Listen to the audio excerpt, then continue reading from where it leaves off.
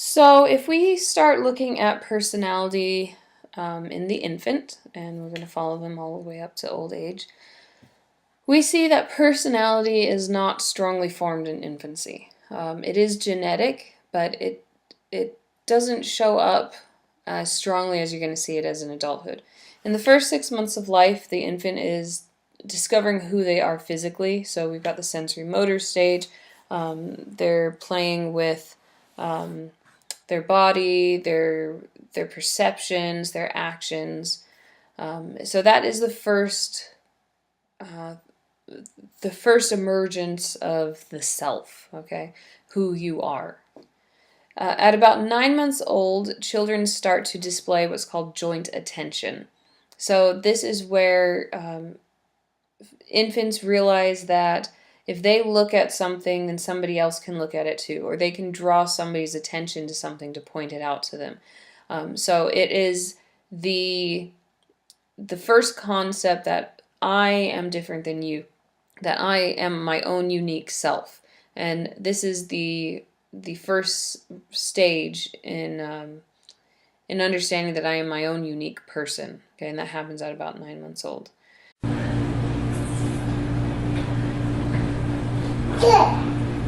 Grandson, where's the dog? Dog? Dog? So you see in that video that the baby, that was a 10-month-old baby, and it understood that perceptions could be shared, that mom could see what baby was seeing, and that she could point to it and draw mom's attention to it.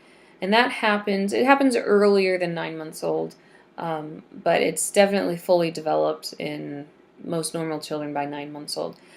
Kids with autism have a really hard time with joint attention, and that's actually something that, the kid could be 10 years old and still can't do joint attention.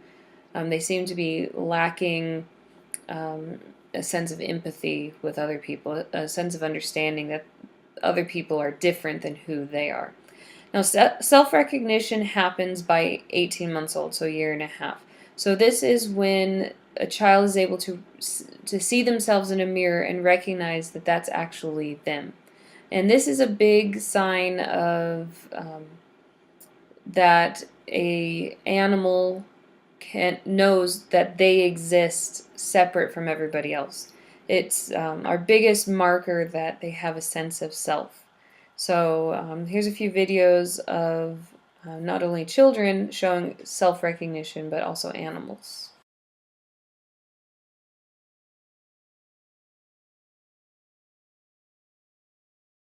Who's that in the mirror? This is known as a mirror self-recognition test, which may offer clues about the development of self-awareness. Without alerting the child, a mark is placed on its forehead. Where's the baby? Where's the baby? Usually, a baby younger than about 18 months doesn't make the connection between itself and the person in the mirror. The child may even look behind the mirror for the stranger it sees. Hi.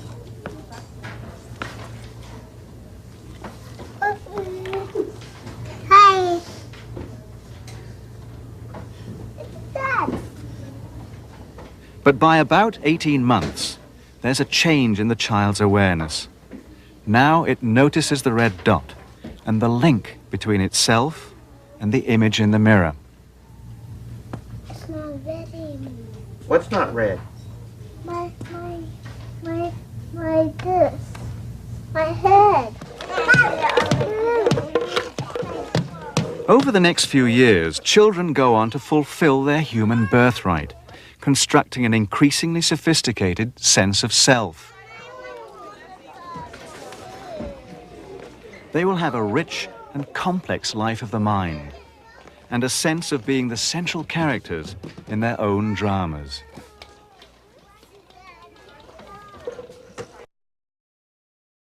How aware are you? How do you know that you are you? These are complex questions that humans can address, but can animals do the same? On this episode of O Behave, we're going to look at how you test self-awareness in animals. And to do this, we're going to enlist the help of a team of elephants and an elephant-sized mirror.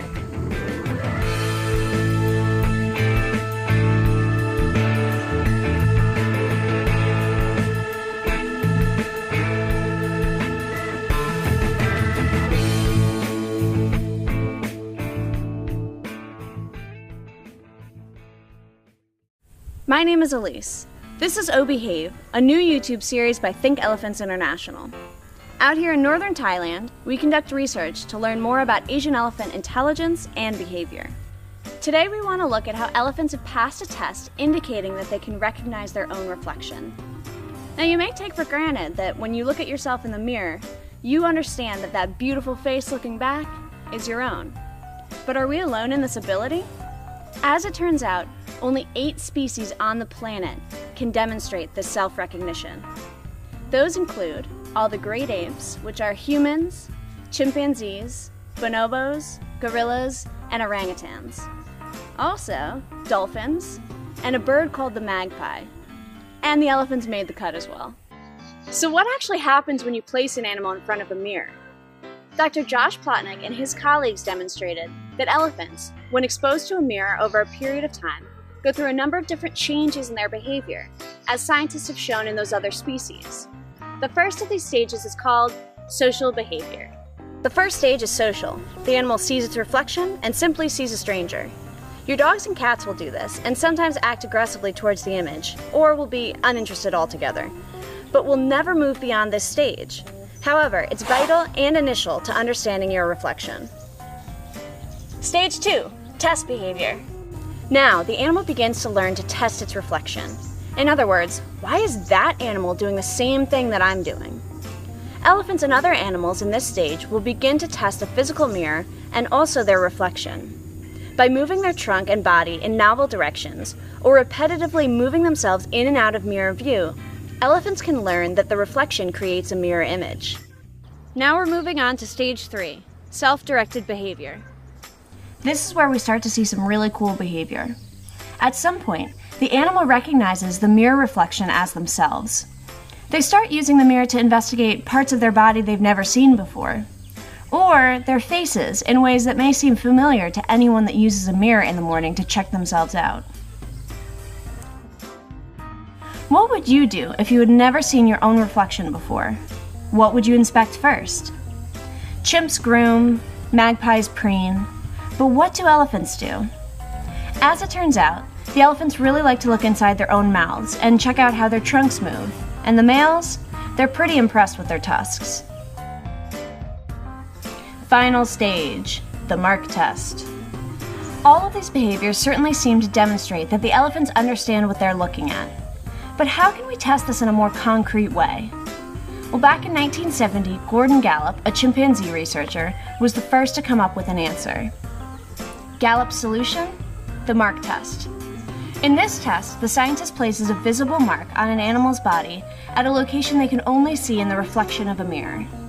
If the animal approaches the reflection and touches the mark on the mirror image, in other words, on the mirror animal, this may mean they are confused about what's going on. But if they use the mirror to investigate and potentially wipe away the mark on themselves, they are clearly demonstrating that they understand the mirror image as a reflection of self.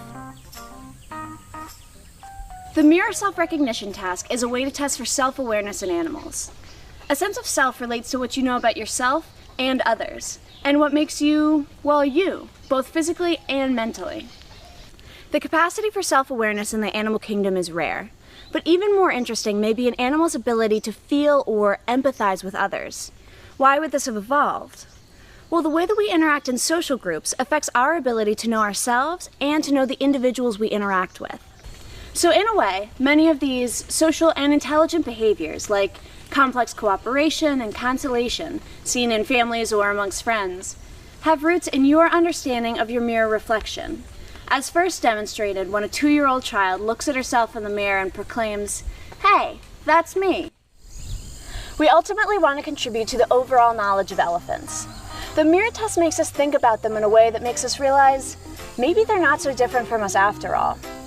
If more people know about their amazing abilities, the more willing they may be to help contribute to their conservation. Meet the relatives. These are our closest cousins, the great apes.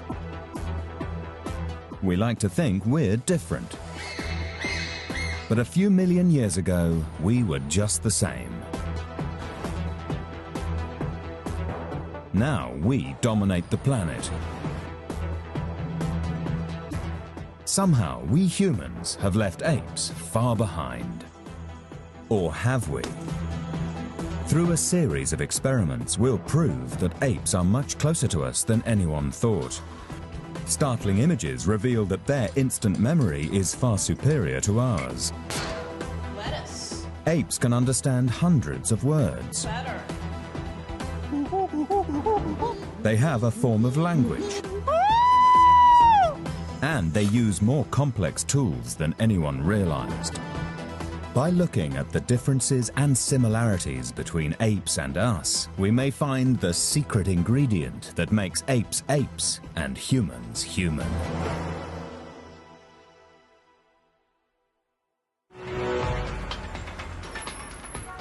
We take it for granted, but self-recognition is a fundamental building block of human society.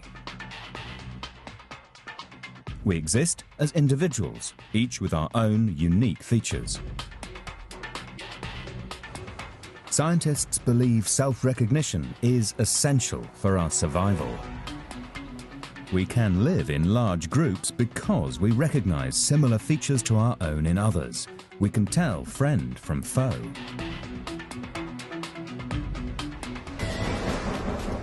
But is self-recognition uniquely human?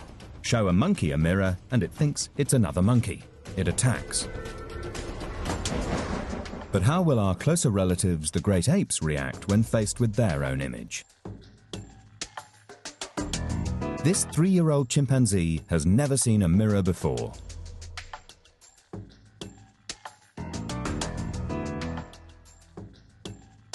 He's not sure what to make of it.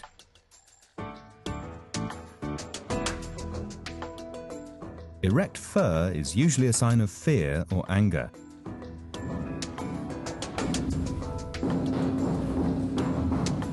But his fear is soon replaced by curiosity.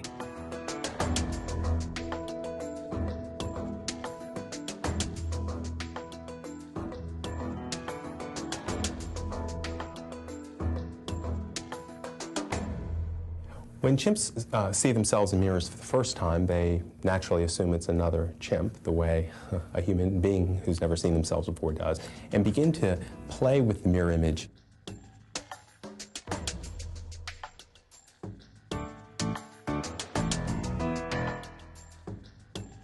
Soon, this chimp will know it's looking at itself.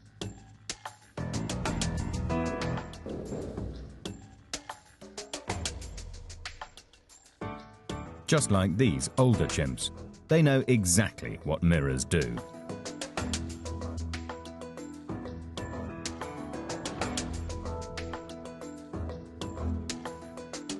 This chimp appears to know that that's her tongue and those are her teeth.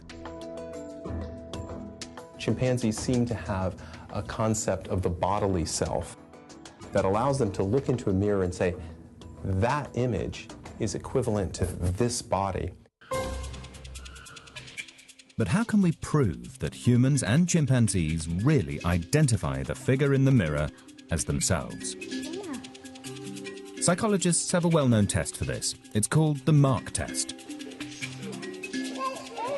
A researcher marks a child's cheek. The child then looks in a mirror.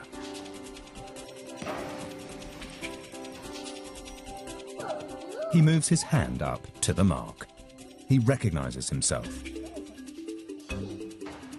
By the age of 2, half of all children tested can recognize themselves. Soon they all do.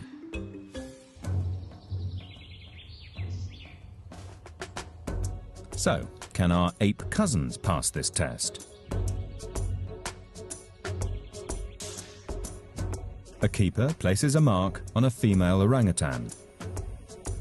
Next, they put her in front of a mirror.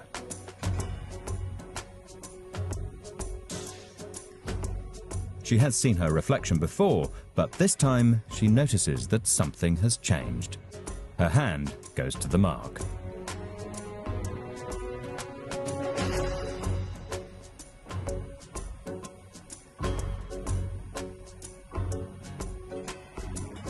All the great apes, gorillas, orangutans, chimps and bonobos can pass the mark test by a certain age.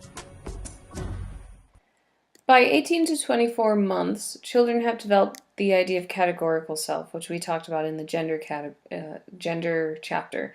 So this is that they categorize themselves into I'm male or female, or I'm a certain age, or I'm blonde, or I'm brunette.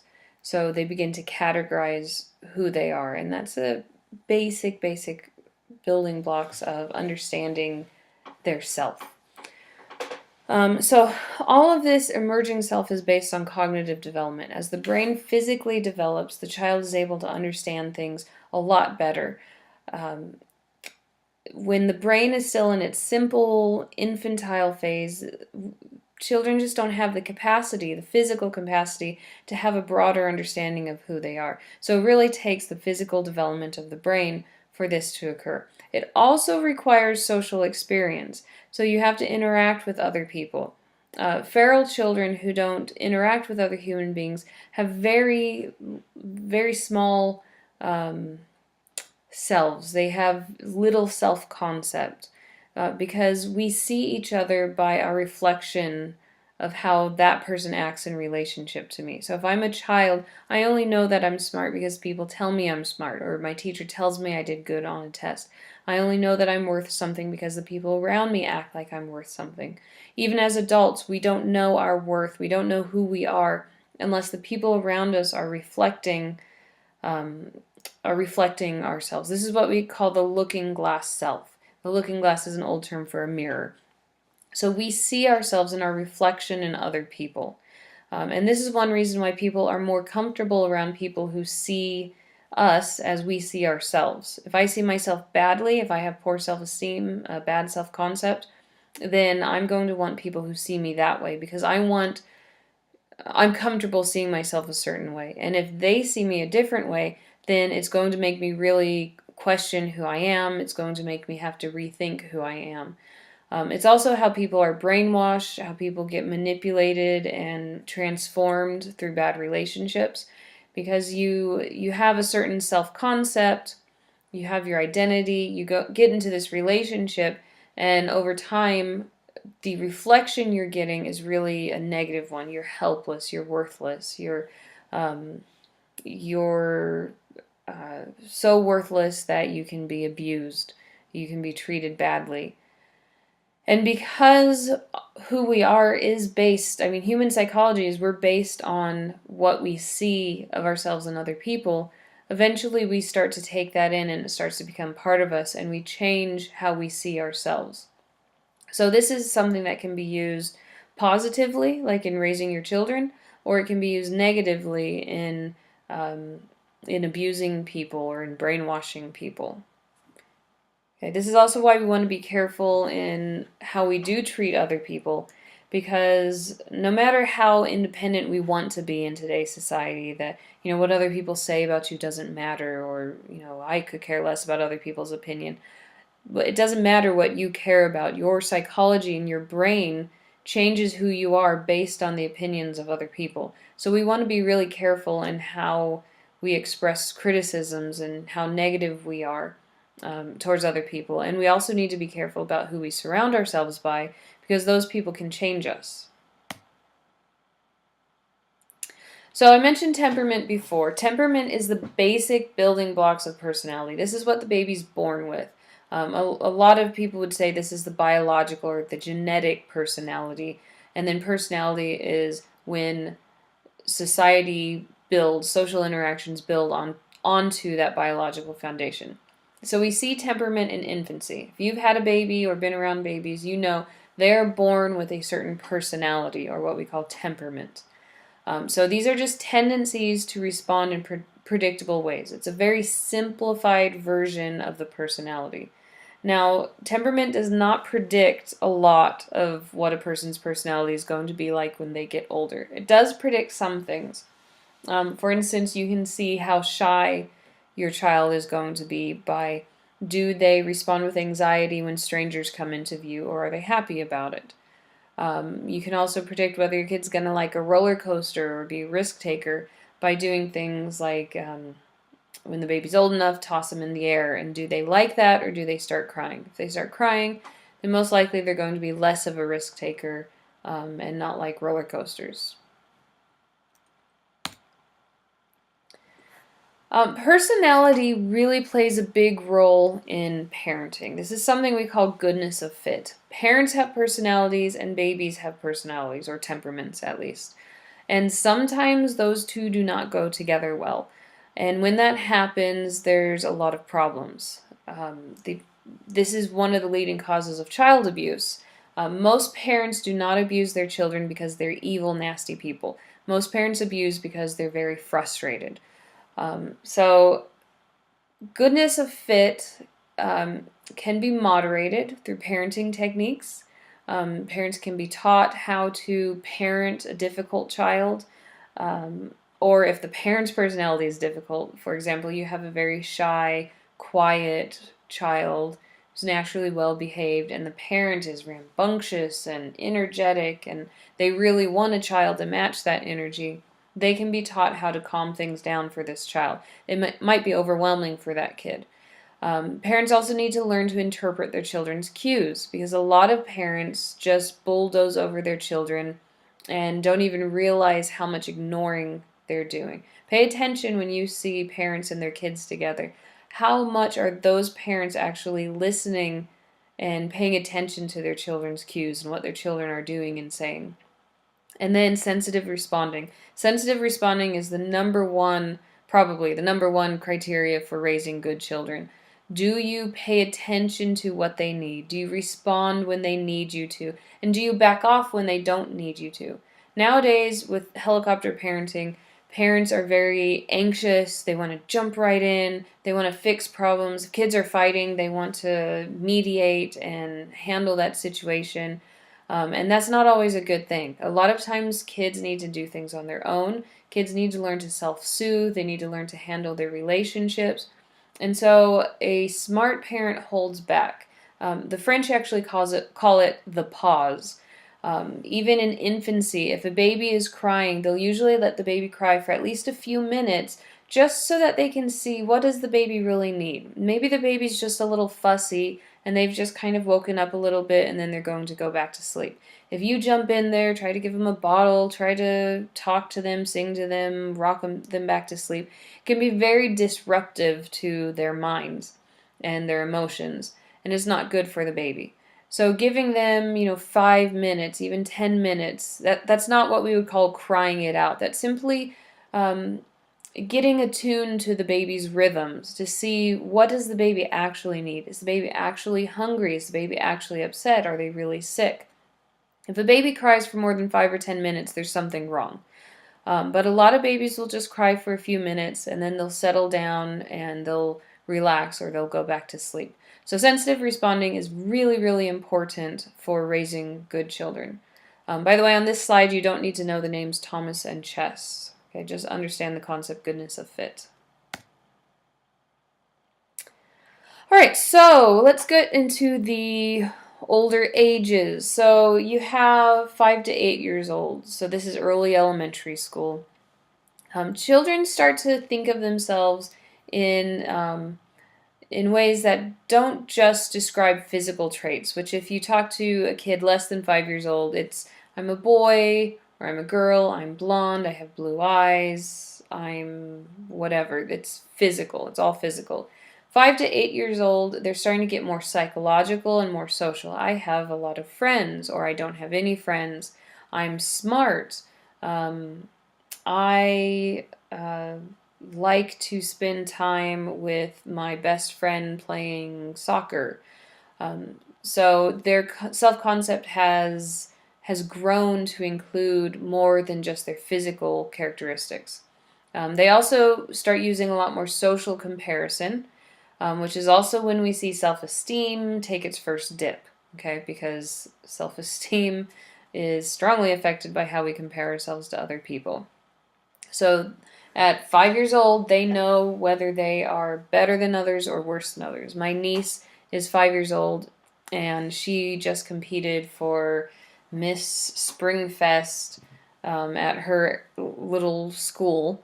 And when they were tallying up the votes, we asked her, well, what would it mean if you lost? And she said, it means I would suck, which is not the response that we would hope for in a kid in our family. But yeah, she got a lecture, not a lecture, but, talked to about how, winning doesn't mean, or losing doesn't mean that you're terrible, and, you're still a good person and things like that, which is important to do. But she did win, so I guess it all worked out in the end. But she knew, 5 years old, she knew what it meant to lose or to win. She was already comparing herself. Okay, and then, of course, children become more multidimensional. They start to have more depth in their description of themselves. All right, so this is what we really see with self-worth or self-esteem, okay? Not traditionally, but in the past 20 years or so, we've really started this idea that self-esteem is built by just telling kids that they're good. And that's not how self-esteem is built. That's how self-entitlement is built. When you give every kid a trophy for, at the end of the soccer season and say everybody's equally good and there's no winner, they're not that stupid. They know who was good and who was bad. They know whether they were good on the team or whether they sucked, or they know whether their team altogether was good or sucked, okay?